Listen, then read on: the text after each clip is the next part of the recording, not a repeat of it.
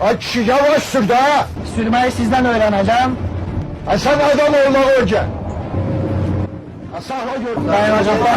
Dayanacağım keçtin sakla. Ağsaqqalı yekə kişi sən danışığıma fikir ver günə. Siz danış, elini sal aşağı. Danışığıma da fikir veririm ben. Biraz yavaş sür, adamsan, vicdanın olsun. O gün o Qatarın altına giren avtobus ders olmadı size. Orada uşaklar var idi, körpeler öldü. Onların yazınız gelmeyesi. He? Burada da körpe var, burada da evine giden uşak var. İnsanlar var.